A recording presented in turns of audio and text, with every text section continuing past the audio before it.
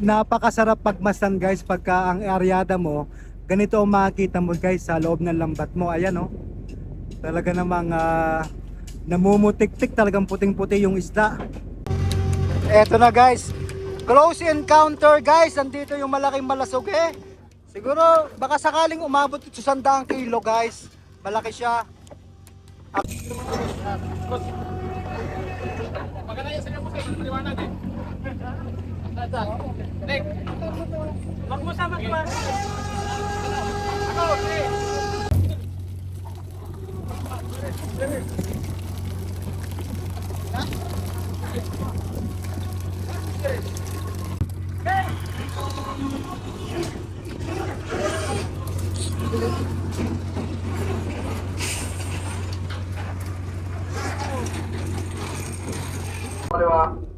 Magandang umaga mga kasimangis na eto pumoporma na naman po ulit tayo sa ating nakitang kawan nung lumipad tayo kaninang umaga. Ayan. 4 na oras din po itong tinakbo natin guys at ngayon ay pumapwesto na tayo. Hindi lang natin nakuha na sa ating paglipad kanina dahil medyo maulap pa kanina, kaya ngayon ayan at pumoporma na kami ngayon guys. Ayan guys. Ayan, ang haba-haba niyan. Puti. Sana aray pagkalob sa atin to. Wow.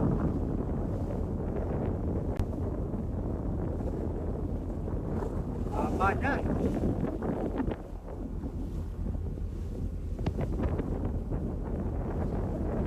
Kalulubog. Ano, okay.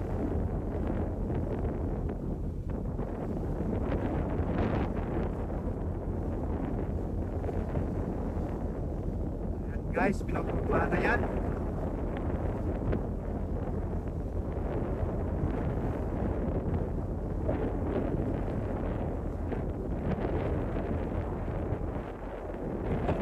Kapiraso.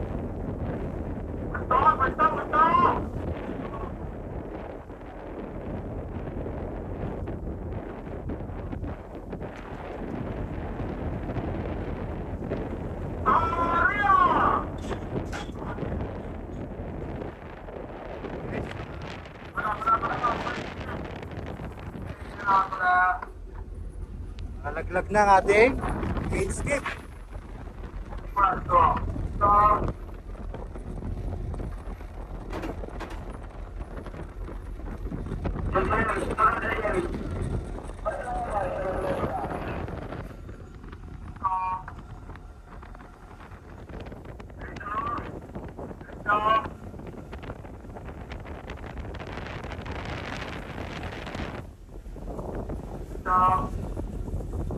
Nandiyan pa yung alon-talon guys, medyo lumubog lang. May bisik-bisik pa naman.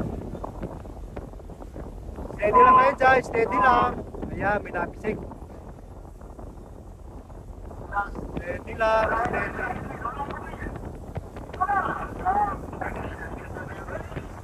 Ito na yung speed boat natin. Ayan.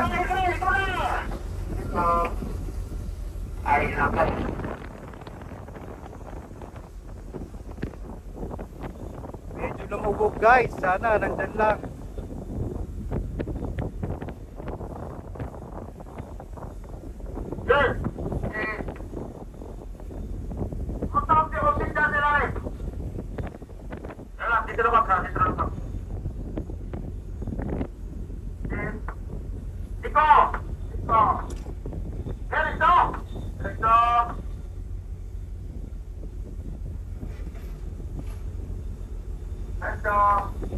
Mahirap guys pagka lumubog at hindi agad makita natin.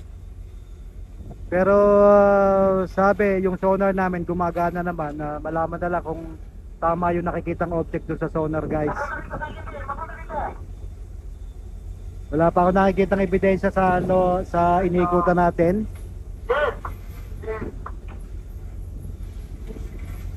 Nandun lang yung isang ibon na malaki eh. Usually guys ang kawan pagka inaryahan, ang isang reference namin yung yung ibon kung saan nag-i-stay yung ibon sa tapat noon. Ayan, nasa sentro may pumipisik. Usually doon sa tapat ng ibon na nag-i-stay yung isda. Yung nakita kong pumisik dyan sa sentro, pero yung karamihan hindi pa natin nakikita.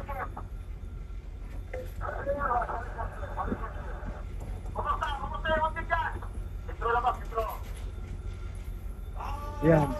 Nasa sentro daw ang object, nasa sentro. Pero may nakita ko ilang pirasong pumipisik sa sentro. Tingnan natin kung siya na nga talaga yon. Napaka-adventurous guys ng pag-area dito ng Kawan kasi talagang kung mabagal-bagal ka, maiiwanan ka talaga ng isda pagka mabilis ang galaw nila. Lalo na pagka nagulat sila, tumatalilis ka agad yan.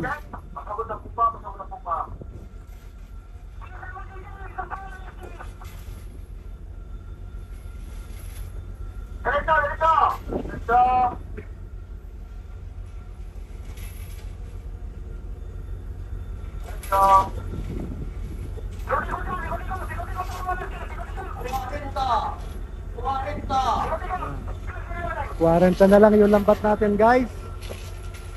Ayan. Pero sa pupa pa, pero dito sa kaliwa puwa natin, mga bultang na doon, na 15 na doon. Yes, yes, kaliwa! Kaliwa! Pupa kaliwa, mas malaki ako, yes.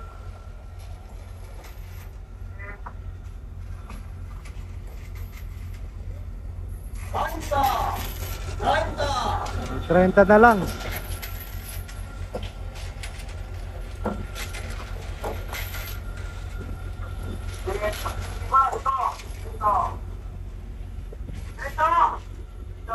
Wala pa tayo nakikitang ebidensya sa loob.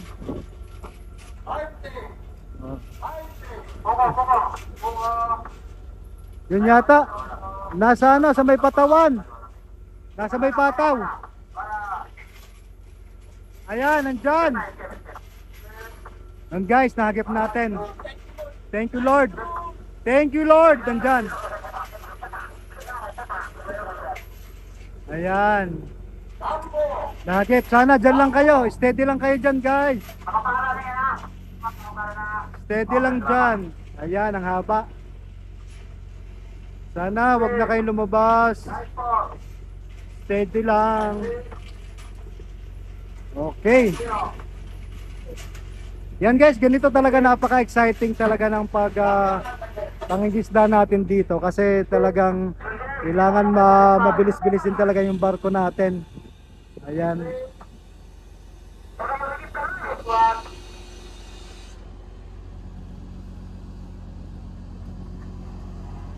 Ayan. Andun lang sila sa sentro guys. May alon-alon dyan.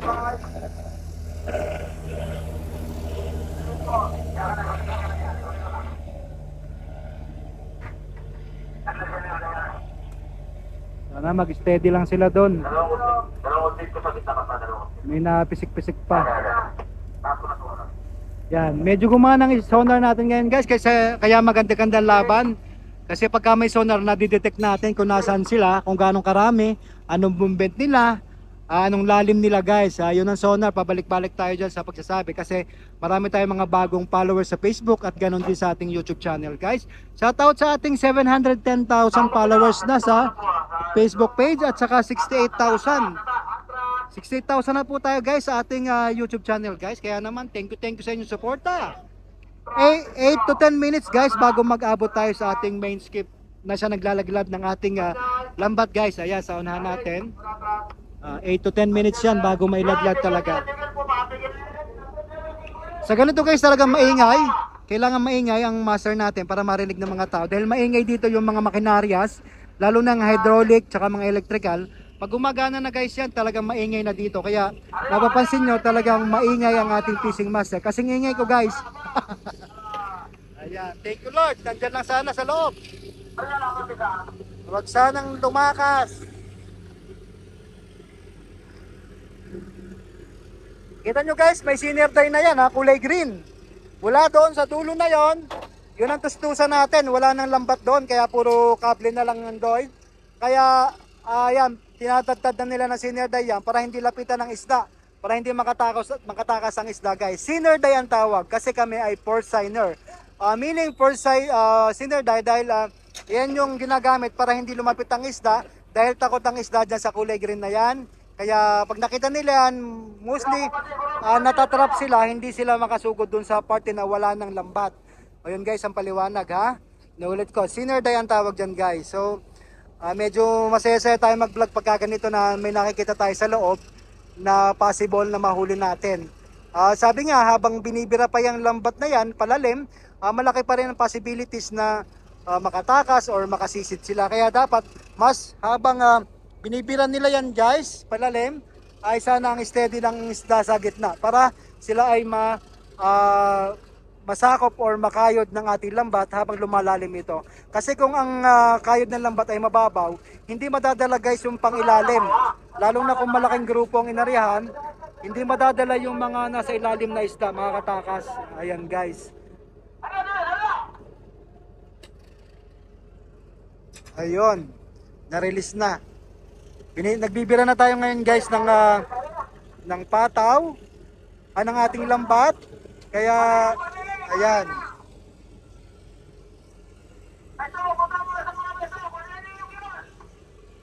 Ang tabayan na natin, parang may trouble pa dun sa unahan.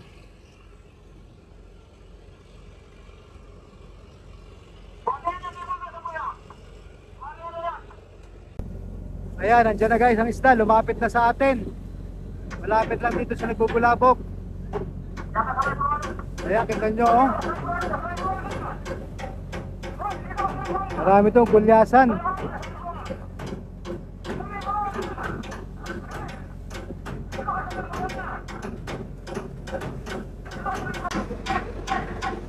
Pukpok dito, pukpok doon kasi lumalapit yung isda guys oh.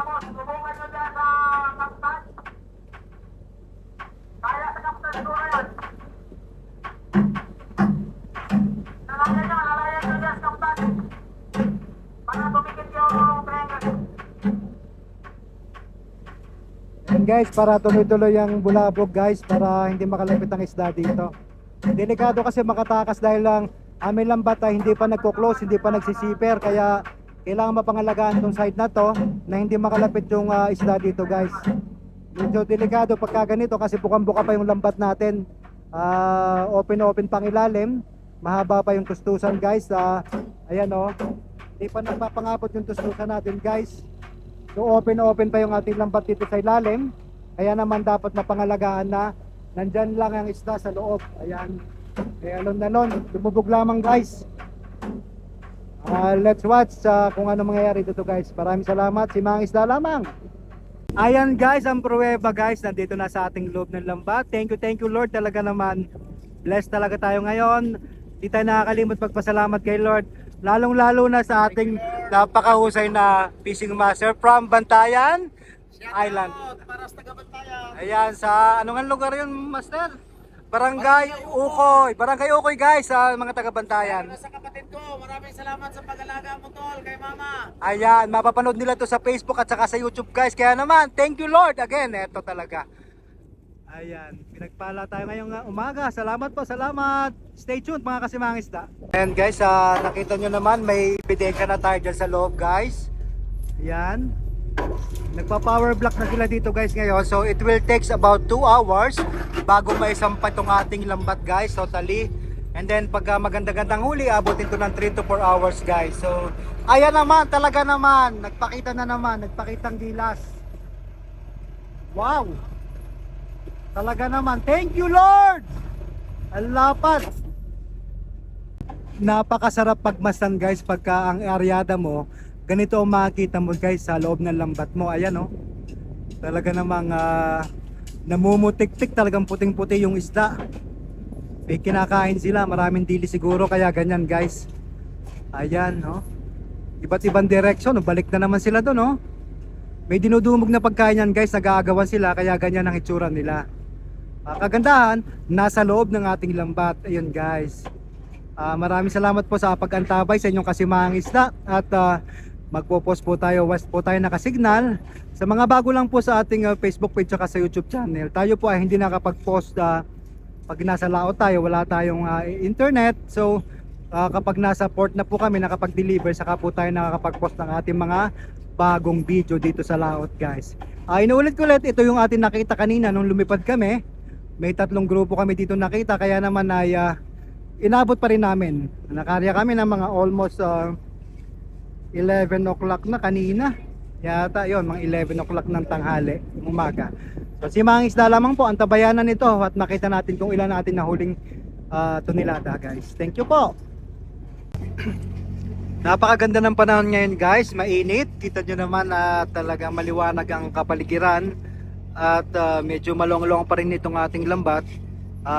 Kung mapapansin nyo, different ways sila. But ang ito isa pahila pa kaliwa, ang isa pa kanan para maibuka yung ating lambat nang sa ganon hindi magtingahan yung isda. Yan, kung makikita nyo may pumipitik-pitik na dyan sa loob ng ating lambat. Binubuka yan kasi pagka kumipot magtitingahan. So mostly kasi sa laki ng mata ng lambat natin, pag kumipot yan may tendency makalusod pa yung ibang mga isda. Kumipot at ng isda ay makuha lahat at safe talaga sila na masasalok ng maganda guys. So siguro isang oras pa to mahigit siguro bago angat yung ating lambat. Siya pino-forward na lang natin, hindi natin kukuhanan ng lahat na footage para na sa ganon hindi kayo masyadong mainip sa paghintay na makita yung ating mga nahuling isda.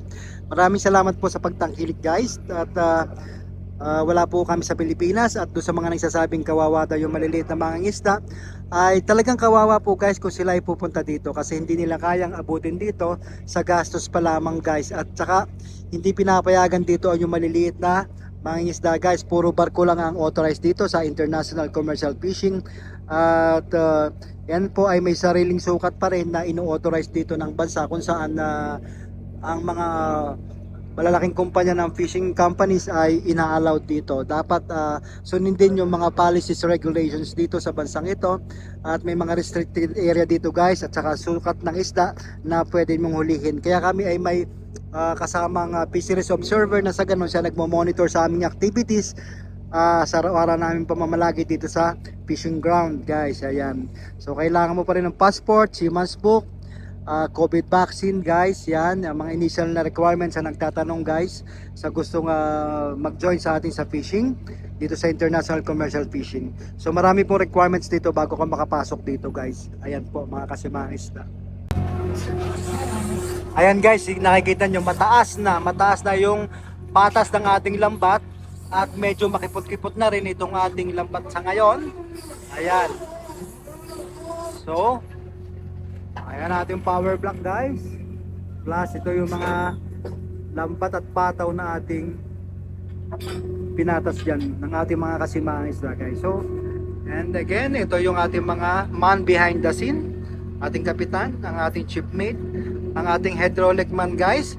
May import tayo guys na dumating dito. Shoutout kay Boy Marino guys. Paki-like, paki-subscribe nyo rin po at follow, share ang kanyang mga vlog. Si Boy Marino guys, yan ang ating napakasipag at matagal na rin sa kumpanya na nagnanais din guys na mag-join or talagang nagsisikap din na mag-vlog guys. So may magaganda rin siyang content guys, kaya follow nyo lang siya. Boy Marino. Ayan.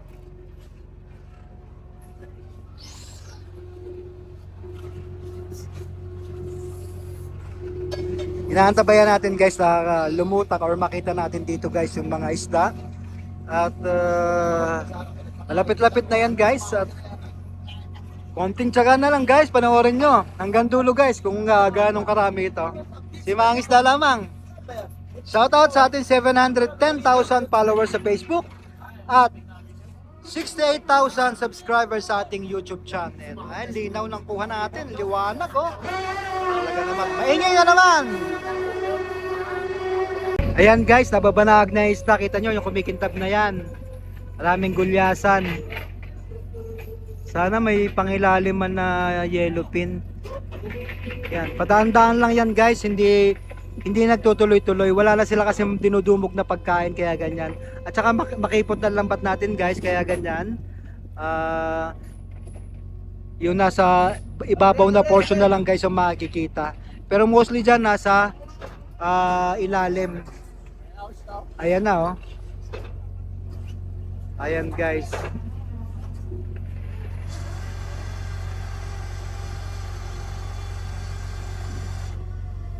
Yeah, may nakikita nyo guys, may nagtitingahan na doon sa parting yun, sa bandang dulo. Ayan, ang isda oh, kumikitab-kintab na guys. Mababaw na sila. Ayan. May mga tinga-tinga na. Malaki yung gulyasan. Nasa bandang dulo guys, ang isda. Ayan. Utang na.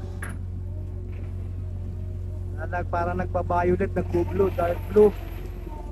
May kumikintab. Ayan.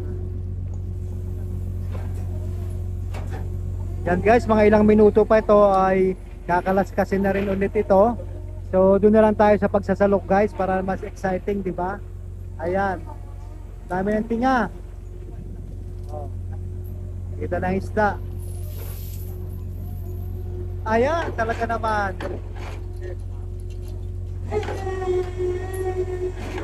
Maraming gulyasan.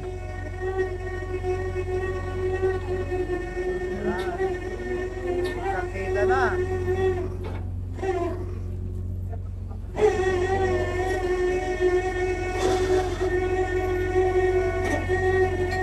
Hintayin natin guys na masalok ito guys at malaman natin kung ilan yung ating score for the day. Kahit pa paano may huli tayo ngayon mamaya ulit at magandang panahon, baka makalipad pa ulit kami mamaya para maghanap ng isda. I-try ko makakuha ng video sa ating paglipad. Thank you guys. Stay tuned. Kaya pala naman, napaka-ilap, ayaw magpakita ng isda yan. Ang laki-laki niya, no? Parang sirena. Ay, nako naman, kaya pala ayaw lumutang nung makipot na. Kamay mo, wasiling! Ayan na. Malasuging malaki guys. Ayan oh. Wild pa. Ganyan guys, pagka talagang may malasog takot talaga silang lumutang. So ito yung nagiging cause kung bakit umilap ang ating isdang hinuhuli dahil dito. Pero it is a really big blessing naman guys, nakakain natin yan. Laki! Eto na guys, close encounter guys, nandito yung malaking malasog Siguro baka sakaling umabot ito sa 100 kilo guys. Malaki siya. Akala ko kanina sirena. Oy! Ayan. Ito yung cause ng pag mailap ang isda. Pero thank you Lord kasi pinagkaloob talaga din sa amin. At ngayon nagkakalaskas na kami ngayon ng ating lambat. At in a moment guys, makikita na natin yung ating sasaluking isda guys. Pero napakalaking blessing din ito guys dahil ang laki nito oh. Very big oh. Very big oh, gulyasan oh. Yan.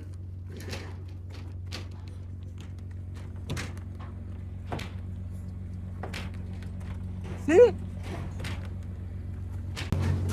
Ayan guys, ang linaw. Yan guys ang portion kung saan kalaskas.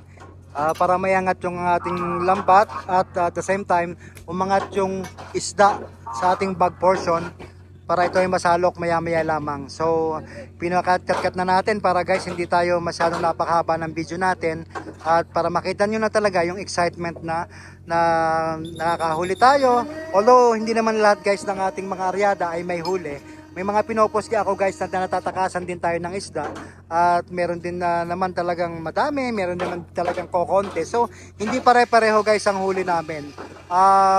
Talagang tsempuhan lang at saka talagang pagkikakaloob ni Lord. Minsan nasa labas na, pumapasok pa, nakawala na pero pumapasok pa rin guys. So yun talaga ang laban dito guys, hindi mo masasigurado. Walang kasiguruhan dito dahil ang hinuhuli natin ay may buhay. Yan, kita nyo guys, may yellowfin na, may tuna. May halo ito. Ayan, kinalaglag na. Malapit-lapit na guys, so may mga tuna na.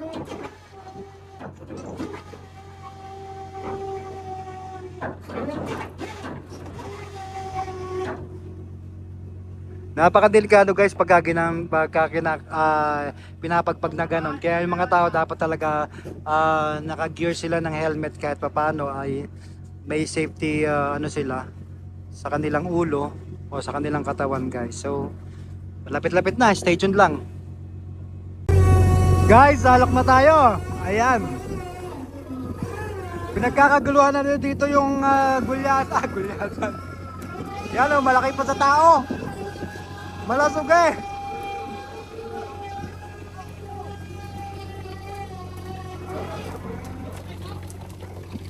Kanya-kanyang picture doon o, laki-laki.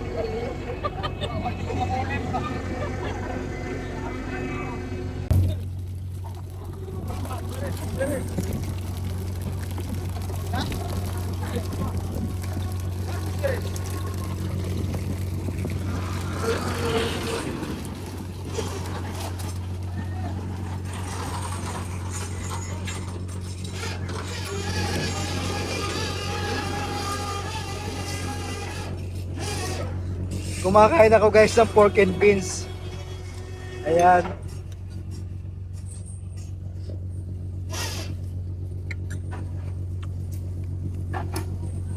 Ayan.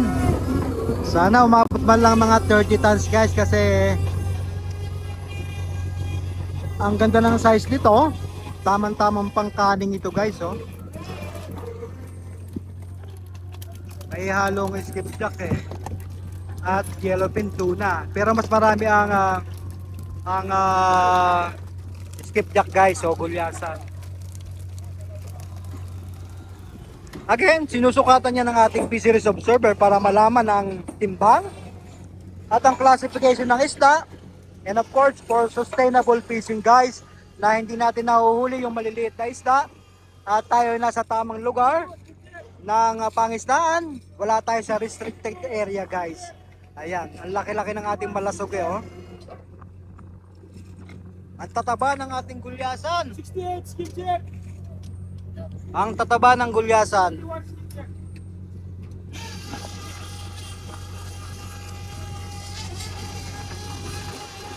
Yes, malaman-laman.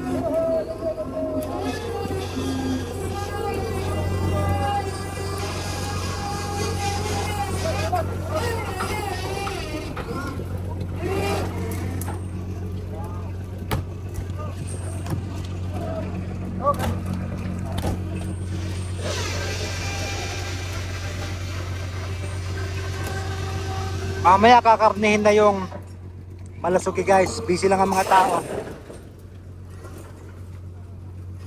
Ang lalaki talaga ng gulyasan no? Healthy.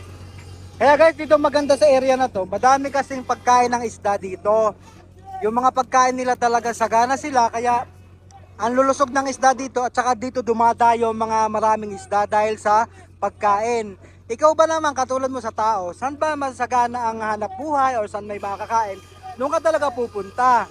So sa Pilipinas, hindi ko naman po sinasabi na talagang overfishing po sa Pilipinas. Ultimo mga diles, pagkain ng isda, ay hinuhuli ng mga tao dyan para ibenta. Dito pa wala nang uhuli ng diles. Wala po ditong maliliit na bangka na nanguhuli ng ganong kaliliit. At saka kami po, deep sea fishing pang malaliman guys. Kaya dito talaga sagana sa pagkain. At talagang dadayuhin ng isda dito dahil napaka pusakan sa sanctuary nila, tirahan nila, hindi naaabuso, hindi nagagalaw yung mga reefs dito o yung mga bahura. Bawal kami sa bahura guys. Pangmalalim lang kami dahil malaki ang lambat natin. Ayun na, paliwanag ko guys kasi marami kasi nagko-comment sa atin na kawawa yung maliliit na mangingisda. Talagang kawawa kung kayo ay pupunta dito dahil sa trabaho at the same time sa laki ng gastos. Baka hindi kayo umabot dito guys. Ayan, tuloy-tuloy tayo ng salok guys. Baka hindi kayo umabot dito dahil sa layo nito. Hindi nyo kayang gumasos na ganong kalaki na gasolina or crudo. Tsaka kung dadayo ka dito, napakadami ng permit, license, training, lalo na guys, maraming training. Kaya naman, sinasabi ko ulit, walang maliliit na bangkang dimotor na nakakarating dito sa lugar guys. At dito talagang pang malalaking barko lang, pang malalaking kumpanya lang guys. Kaya dumadayo dito ang iba't ibang bansa ng Taiwan, ah, Korea, Japanese, Filipino, minsan may American guys. Ayun guys ang paliwanag.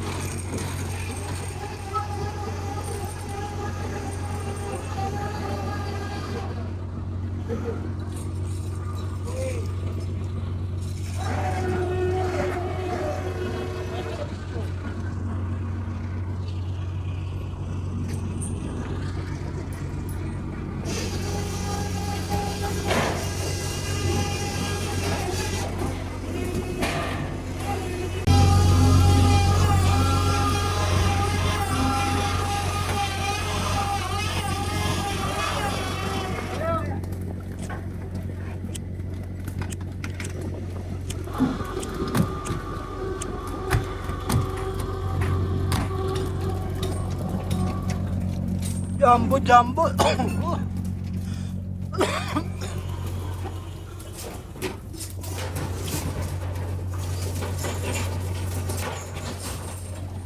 Majority skipjack guys, majority.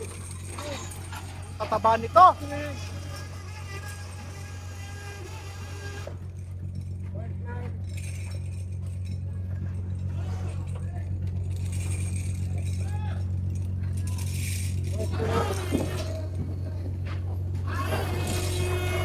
Hindi ko pa masabi guys kung ilang tonelada na nasasalok kasi nasa baba yung ating chipmate.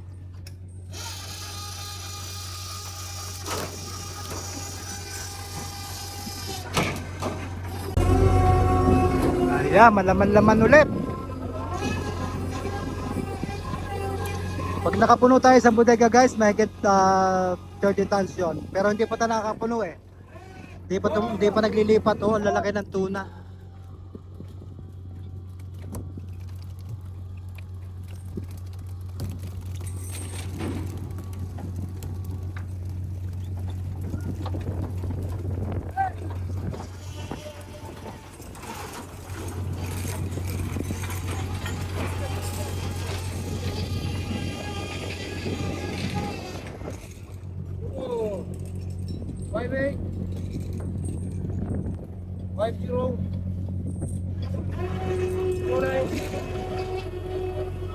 Ayan, shoutout kay Jojo. Ayan, yan ang ating tagahila ng lambat guys, si Jose Jimena.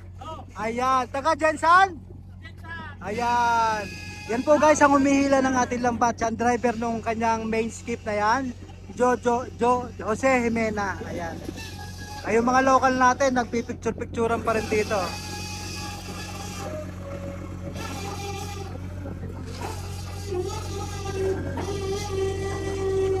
Tuloy-tuloy lang salok habang may nasasalok. Parang kokonti na guys. Hindi ko alam kung makaka 30 tonelada tayo ngayong araw. Pero marami pa tayong tutumbukin mamaya. Marami pa tayong prospect na malalaking grupo ng ibon na may possibility na may isda na lumulutan. Kaya stay tuned mga kasimang isda. Talagang tuloy-tuloy tayo dahil nagpakita ang haring araw at magandang panahon. Pagkapangit ang panahon ay kami takbo ng takbo, naghahanap ng magandang panahon at naghahanap ng magandang klase ng isda. Ngayon natagpuan na natin, so dito lang tayo guys.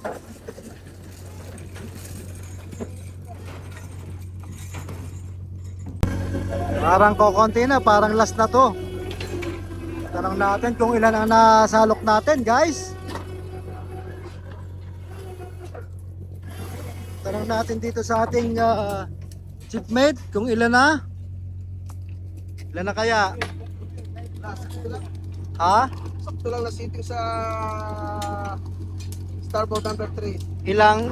1,101. So, 33 tons tayo guys. 33.24. Oh. 33 tons guys. Thank you Lord for the blessing. Ayan.